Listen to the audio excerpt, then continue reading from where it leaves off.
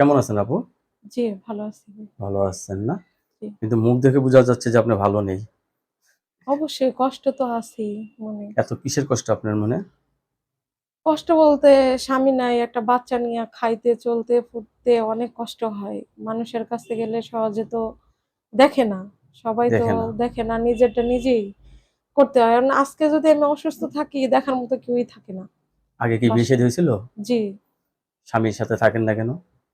থাকি না, সে যৌতুক চায়, টাকা-পয়সা চাইতো, এইজন্য আইসা পড়ছি আমি। লাইক ডিভোর্স হয়েছে তো? জি, ডিভোর্স তাহলে এখন হইছে। আপনি চাচ্ছেন নতুন করে একজন জীবনসঙ্গী ছেলে যে বয়সের হোক আপনার কোনো সমস্যা নেই। না, সমস্যা নেই। বাবা-মা, ভাই-বোন কেউ আছে? বাবা নাই, মা আছে, অসুস্থ। লেখাপড়া করছেন কিছু? জি, করছি। কোন পর্যন্ত? ইন্টারমিডিয়াম অব্দি। বা ইন্টার পর্যন্ত লেখাপড়া করছেন? জি। দেখ এখন আপনি বিয়ে করতে চাচ্ছেন কারণ নারীর জীবনে একা চলতে পারে? না, দর্শক আপুর কখনোই না। কথাগুলো শুনলেন। আপু অত্যন্ত সরল সোজা মানুষ। আপু আপনার কাছে ধন্যবাদ। আমার চ্যানেল সময় দেওয়ার জন্য। পরবর্তী কোনো ভিডিওর জন্য অবশ্যই অপেক্ষা করবেন।